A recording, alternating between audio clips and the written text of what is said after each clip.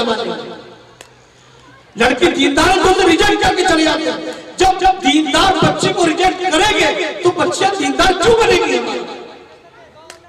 اگر ہماری پرائیورٹی اور ہماری ترجیح یہ ہوتی کہ ہم دیندار لڑکی سے شادی کریں گے تو معاشرے کی لڑکیاں دیندار بنتی. اب جب ہم دیندار لڑکیوں سے نکاح نہیں کریں گے تو بچے دینداری کیوں اختیار کریں گے؟ میرے بزرگوں یہ بگاڑ آپ نے خود پیدا کیا ہے. اپنے معاشرے کے اندر دیندار بچوں سے نکاح کرنے کا رواج بڑھے گا تو بچے دیندار ہوں گی. جب ماڈرن کہلانے والی لڑکیوں سے نکاح کرنے کا رواج بنے گا تو لڑکیاں ماڈرن بنیں گی. یہ بنیادی غلطی ہے. اس پہلو پر ہمیں توجہ کرنے کی ضرورت ہے کہ جس وقت ہم اپنے بچوں کے رشتے تلاش کریں تو دیندار لڑکا تلاش کریں, دیندار لڑکا تلاش کریں.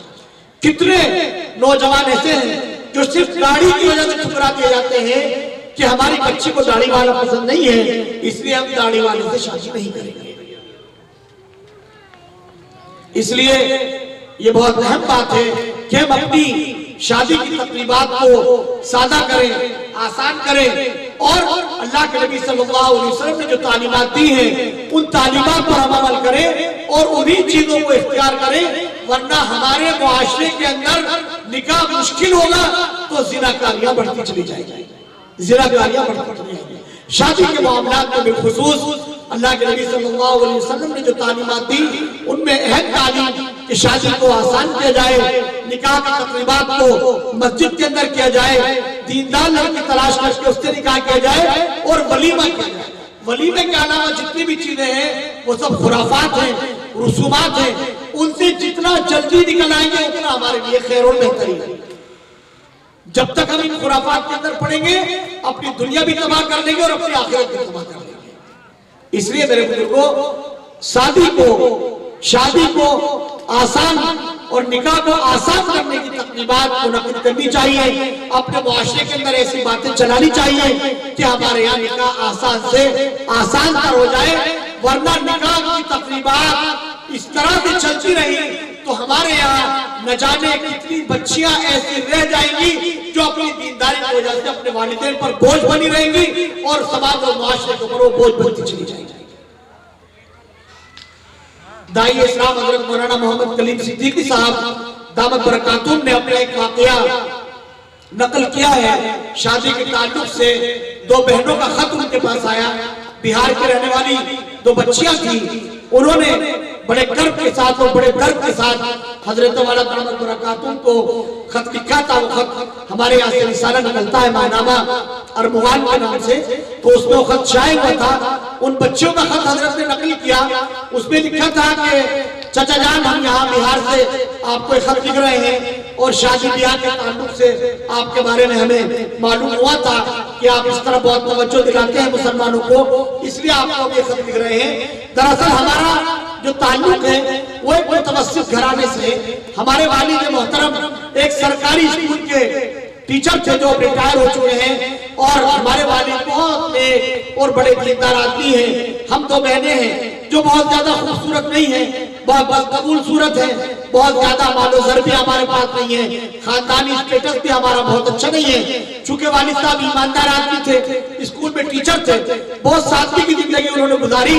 ہم بہنیں جوان ہو گئیں, شادی کی عمر کو پہنچ گئی, لیکن ہمارے گھر میں جو رشتے آتے ہیں وہ ہمیں ریجیکٹ کر کے چلے جاتے ہیں, ٹھکرا کر کے چلے جاتے ہیں. وقت نکلتا چلا جا رہا ہے, شادی کی عمر ہماری نکلتی چلی جا رہی ہے. چونکہ ہماری عمر بڑھ رہی ہے, بچوں کی عمر جتنی بڑھتی ہے اتنا ہی ان کے نکاح کے اندر رکاوٹیں اور مشکلات بڑھتی چلی جاتی ہیں. رات کو ابا جان کو تہجد میں روتا ہوا دیکھتے ہیں, ابا جان رو رو کر کے اللہ سبحانہ و تعالیٰ سے ہمارے لیے بہترین رشتوں کی دعائیں کرتے ہیں. ہمیں محسوس ہوتا ہے کہ ہم اپنے گھر پر اور اپنے والدین پر بوجھ بن چکی ہیں. کیا چچا جان ہمارے لیے خودکشی جائز نہیں ہے کہ ہم خودکشی کر لیں اور اپنے ابا کا بوجھ ہلکا کر دیں؟ کس کرب کے ساتھ ہم بچوں نے یہ خط لکھا ہوگا, اپنے باپ کے کس کرب کو اور کس بے چینی کو محسوس کر کے انہوں نے یہ تحریر لکھی ہوگی اور بھیجی ہوگی. ہم میں سے ہر ایک فرد اس بات کا اندازہ لگا سکتا ہے.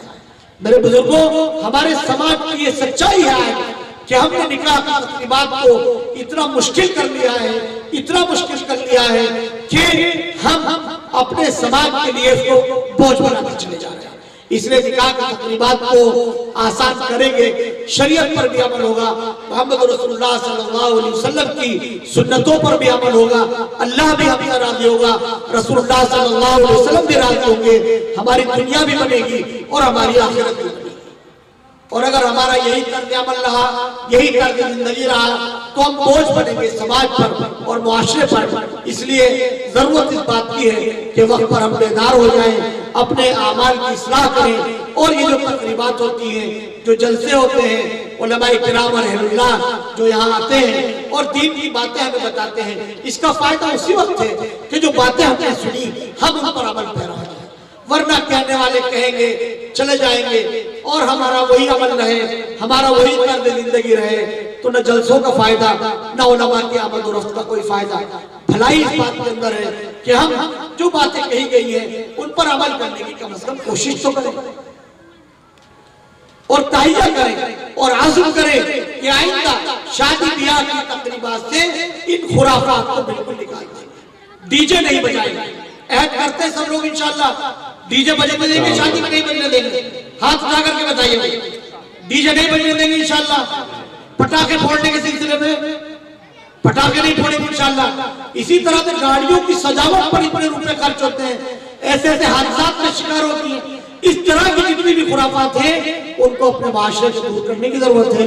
اللہ رب العالمین ہم سب کو صحیح سمجھ کر عمل کرنے کی توفیق عطا فرمائے۔ جو باتیں کہی گئی ہیں ان میں جو خیر ہے اللہ رب العالمین ان پر ہم سب کو عمل کرنے کی توفیق عطا فرمائے۔ آمین۔ وآخر دعوانا الحمدللہ رب العالمین۔